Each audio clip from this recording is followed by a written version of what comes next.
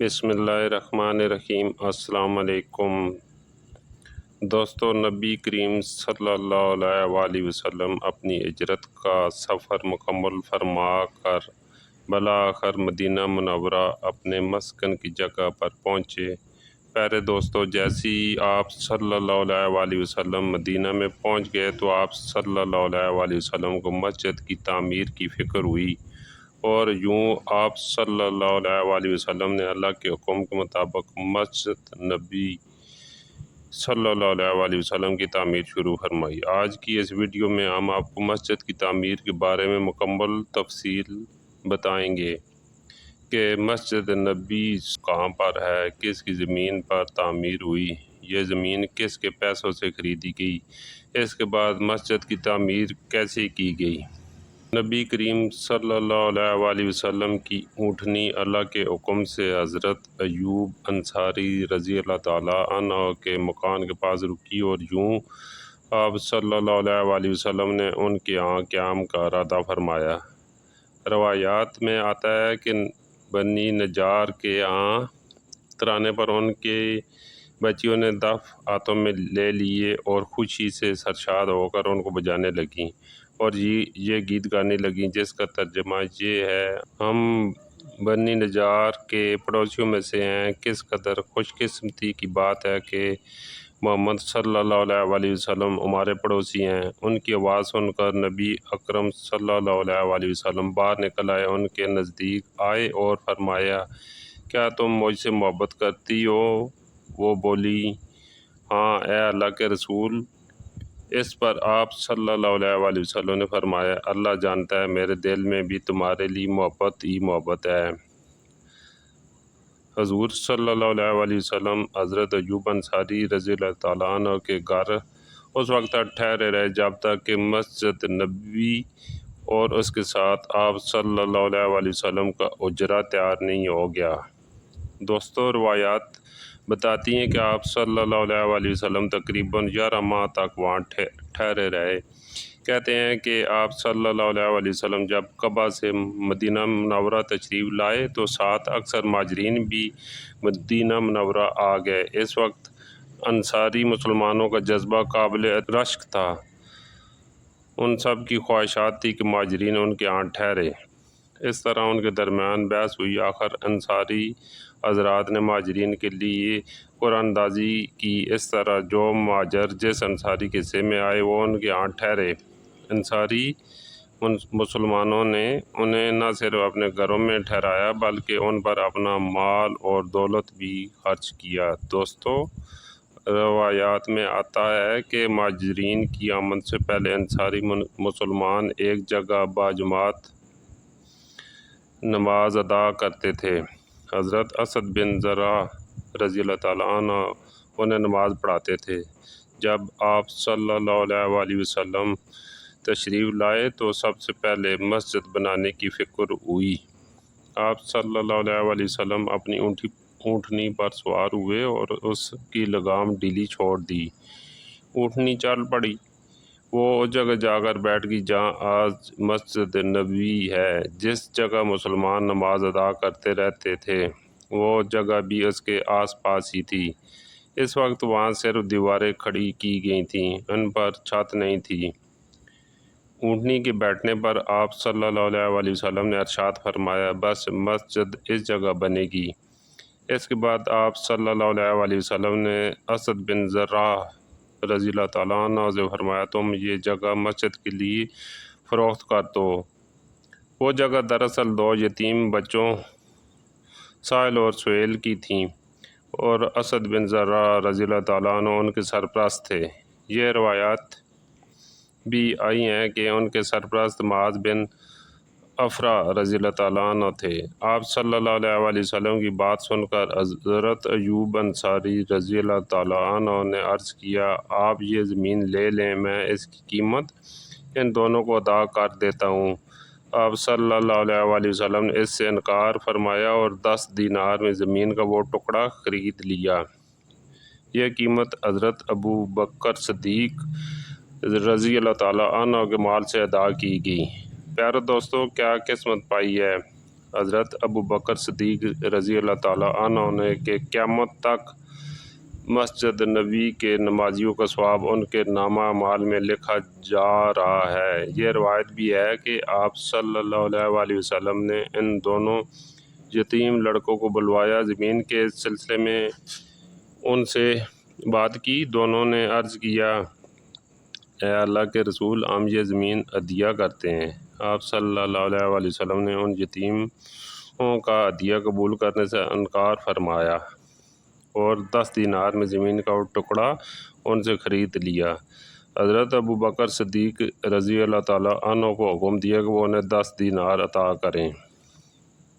چنانچہ انہوں نے وہ رقم ادا کر دی۔ زمین کی خرید کے بعد آپ صلی اللہ علیہ وسلم نے مسجد کی تعمیر شروع کرنے کا ارادہ فرمایا، اینٹیں بنانے کا حکم دیا۔ ہر چیز آپ صلی اللہ علیہ وسلم نے اپنے دست مبارک سے پہلے حضرت ابو بکر صدیق رضی اللہ تعالیٰ عنہ کو حکم دیا کہ دوسری اینٹ وہ رکھے۔ انہوں نے آپ صلی اللہ علیہ وسلم کی لگائی ہوئی اینٹ کے برابر دوسری اینٹ رکھ دی۔ اب حضرت عمر رضی اللہ تعالیٰ عنہ کو بلایا۔ انہوں نے صدیق اکبر رضی اللہ تعالیٰ عنہ کی اینٹ کے برابر تیسری اینٹ رکھی۔ اب آپ نے حضرت عثمان غنی رضی اللہ تعالیٰ عنہ کو بلایا۔ انہوں نے حضرت عمر رضی اللہ تعالیٰ عنہ کی اینٹ کے برابر چوتھی اینٹ رکھی۔ ساتھ ہی آپ صلی اللہ علیہ وسلم نے فرمایا، میرے بعد یہی خلیفہ ہوں گے۔ حضور اکرم صلی اللہ علیہ وسلم نے عام مسلمانوں کو حکم فرمایا، آپ پتھر لگانا شروع کر دو۔ یوں مسلمان پتھروں سے بنیادیں بھرنے لگے۔ بنیادیں تقریباً 3 ہاتھ یعنی 4.5 فٹ گہری تھیں۔ اس کے لیے اینٹوں کی تعمیر اٹھائی گئی۔ دونوں جانب پتھروں کی دیواریں بنا کر کھجور کی ٹہنیوں کی چھت بنائی گئی اور کھجور کے تنوں کے ستون بنائے گئے۔ دیواروں کی اونچائی انسانی قد کے برابر تھی۔ دوستوں کہتے ہیں کہ ان حالات میں کچھ انصاری مسلمانوں نے کچھ مال جمع کیا۔ وہ مال آپ صلی اللہ علیہ وسلم کے پاس لائے اور عرض کیا، اللہ کے رسول، اس مال سے مسجد بنائیے اور اس کو آراستہ کیجیے۔ ہم کب تک چھپر کے نیچے نماز پڑھیں گے؟ اس پر حضور اکرم صلی اللہ علیہ وسلم نے ارشاد فرمایا، مجھے مسجد کو سجانے کا حکم نہیں دیا گیا۔ اسی سلسلے میں ایک اور حدیث کے الفاظ یہ ہیں، قیامت قائم ہونے کی ایک نشانی یہ ہے کہ لوگ مسجدوں میں آرائش اور زیبائش کرنے لگیں گے، جیسے یہود اور نصارہ اپنے کلیساؤں اور گرجوں میں زیب و زینت کرتے ہیں۔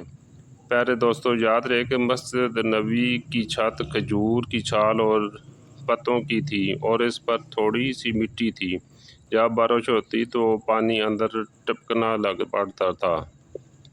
اسی مسجد کے اندر کیچڑ ہو جاتا۔ یہ بات محسوس کر کے صحابہ کرام نے عرض کیا، یا رسول اللہ صلی اللہ علیہ وسلم، اگر آپ حکم دیں تو چھت پر زیادہ مٹی بچھا دی جائے تاکہ اس میں سے پانی نہ رسے، یعنی مسجد میں نہ ٹپکے۔ آپ صلی اللہ علیہ وسلم نے ارشاد فرمایا، نہیں، یوں ہی رہنے دو۔ دوستوں، کہا جاتا ہے کہ مسجد کی تعمیر کے کام میں تمام مہاجرین اور انصار صحابہ نے حصہ لیا، یہاں تک کہ خود حضور نبی کریم صلی اللہ علیہ وسلم نے بھی اپنے ہاتھوں سے کام کیا۔ آپ صلی اللہ علیہ وسلم اپنی چادر میں اینٹیں بار بار کر لاتے، یہاں تک کہ سینہ مبارک گرد و غبار سے اٹھ جاتا۔ صحابہ کرام نے حضرت صلی اللہ علیہ وسلم کو اینٹیں اٹھاتے دیکھا تو وہ اور زیادہ جافشانی سے اینٹیں لانے لگے۔ یہاں اینٹوں سے مراد پتھر ہیں۔ ایک موقع پر آپ صلی اللہ علیہ وسلم نے دیکھا کہ باقی صحابہ تو ایک ایک پتھر اٹھا کر لا رہے ہیں اور حضرت عمار بن یاسر رضی اللہ تعالیٰ عنہ 2 پتھر اٹھا کر لا رہے تھے۔ تو ان سے پوچھا، عمار، تم بھی اپنے ساتھیوں کی طرح ایک ایک پتھر کیوں نہیں لاتے؟ انہوں نے عرض کیا، اس لیے کہ میں اللہ تعالیٰ سے زیادہ اجر و ثواب چاہتا ہوں۔ دوستو، روایات میں آتا ہے کہ حضرت عثمان بن مظعون رضی اللہ تعالیٰ عنہ بہت نفیس اور صفائی پسند تھے۔ وہ بھی مسجد کی تعمیر کے لیے پتھر ڈھو رہے تھے۔ پتھر اٹھا کر چلتے تو اس کو اپنے کپڑوں سے دور رکھتے تاکہ کپڑے خراب نہ ہوں۔ اگر مٹی لگ جاتی تو فوراً چٹکی سے اس کو جھاڑنے لگ جاتے۔ دوسرے صحابہ دیکھ کر مسکرا۔ پیارے دوستو، آپ کو بتاتے چلیں کہ مسجد کی تعمیر کے بعد حضور اکرم صلی اللہ علیہ وسلم اس میں 5 ماہ تک بیت المقدس کی طرف منہ کر کے نمازیں پڑھتے رہے۔ اس کے بعد اللہ تعالیٰ کے حکم سے قبلے کا رخ بیت اللہ کی طرف ہو گیا۔ مسجد کا پہلے فرش کچا تھا، پھر اس پر کنکریاں بچھا دی گئیں۔ یہ اس لیے بچھائیں گئیں کہ ایک روز بارش ہوئی، فرش گیلا ہو گیا اور جو بھی آتا اپنی جھولی میں کنکریاں بھر کر لاتا اور اپنی جگہ پر ان کو بچھا کر نماز پڑھتا۔ تب نبی کریم صلی اللہ علیہ وآلہ وسلم نے حکم دیا کہ سارا فرش کنکریوں کا بچھا دو۔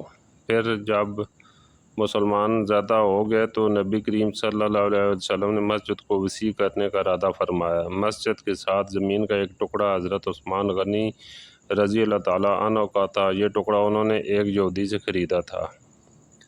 حضرت عثمان غنی رضی اللہ تعالیٰ عنہ کو معلوم ہوا کہ حضور صلی اللہ علیہ وآلہ وسلم نے مسجد کو وسیع کرنا چاہتے ہیں تو انہوں نے عرض کیا کہ اے اللہ کے رسول، آپ مجھ سے زمین کا یہ ٹکڑا جنت کے ایک مکان کے بدلے میں خرید لیجئے۔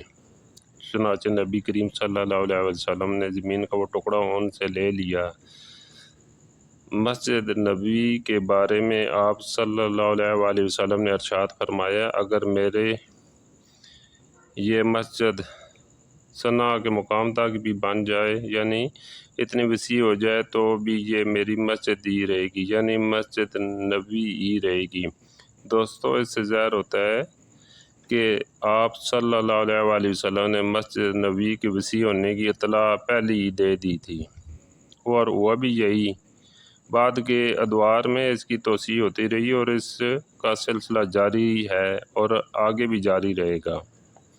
دوستو، یہاں آپ کو مسجد نبوی کی توسیع کی مختصر تاریخ بتاتے ہیں کہ مسجد کی توسیع کب اور کس دور میں ہوتی رہی۔ یاد رہے کہ حضور اکرم صلی اللہ علیہ وآلہ وسلم مکہ مکرمہ سے ہجرت کر کے مدینہ تشریف لائے تو آپ صلی اللہ علیہ وآلہ وسلم نے 1 ہجری میں مسجد قباء کی تعمیر کے بعد صحابہ کرام کے ساتھ مسجد نبوی کی تعمیر فرمائی۔ اس وقت مسجد نبوی 105 فٹ لمبی اور 90 فٹ چوڑی تھی۔ ہجرت کے 7ویں سال فتح خیبر کے بعد نبی کریم صلی اللہ علیہ وآلہ وسلم نے مسجد نبوی کی توسیع فرمائی اور اس توسیع کے بعد مسجد نبوی کی لمبائی اور چوڑائی 150 فٹ ہو گئی۔ اس کے بعد حضرت عمر فاروق رضی اللہ تعالیٰ عنہ کے عہد خلافت میں مسلمانوں کی تعداد میں جب غیر معمولی اضافہ ہو گیا اور مسجد ناکافی ثابت ہوئی تو 17 ہجری میں مسجد نبوی کی توسیع کی گئی۔ اس کے بعد 29 ہجری میں عثمان غنی رضی اللہ تعالیٰ عنہ کے زمانے میں مسجد نبوی کی توسیع کی گئی۔ اس کے بعد اموری خلیفہ ولید بن عبد المالک نے 88 ہجری تک 91 ہجری میں مسجد نبوی کی غیر معمولی توسیع کی۔ حضرت عمر بن عبدالعزیز رحمۃ اللہ علیہ اس وقت مدینہ منورہ کے گورنر تھے۔ اموری اور عباسی دور میں مسجد نبوی کی متعدد توسیعات ہوئیں۔ تاریخ کے مطابق ترکوں نے مسجد نبوی کے نئے سرے سے تعمیر کی۔ اس میں سرخ پتھر کا استعمال کیا گیا۔ مضبوطی اور خوبصورتی کے اعتبار سے ترکوں کی عقیدت مندی دیکھی ناقابل فراموش یادگار آج بھی برقرار ہے۔ تو موجودہ سعودی حکومت نے کرب و جوار کی عمارتوں کو خرید کر اس توسیع کو مزید زیادہ کر دیا جو آج تک سب سے بڑی توسیع مانی جاتی ہے۔ دوستو، آپ کو بتاتے چلیں کہ مسجد نبوی میں ممبر اور حجرہ مبارک جو آپ روضہ اقدس ہے کہ روضہ اقدس کے درمیان جو جگہ ہے وہ ریاض الجنہ کہلاتی ہے۔ حضور اکرم صلی اللہ علیہ وآلہ وسلم کا ارشاد ہے کہ ممبر اور روضہ اقدس کے درمیان کی جگہ جنت کی کیاریوں میں سے ایک کیاری ہے، اس لیے اس جگہ کو ریاض الجنہ کہا جاتا ہے۔ دوستو، یاد رہے کہ مدینہ منورہ کے فضائل و مناقبت بے شمار ہیں۔ اللہ اور اس کے رسول صلی اللہ علیہ وآلہ وسلم کے نزدیک اس کا بلند مقام و مرتبہ ہے۔ مدینہ منورہ کی فضیلت کے لیے یہی کافی ہے کہ وہ تمام نبیوں کے سردار حضرت محمد صلی اللہ علیہ وآلہ وسلم کا دارالحجرہ اور مسکن ہے۔ اسی پاک و مبارک سرزمین سے دین اسلام دنیا کے کونے کونے تک پھیلا۔ اس شہر کو طیبہ اور طابہ یعنی پاکیزگی کا مرکز بھی کہتے ہیں۔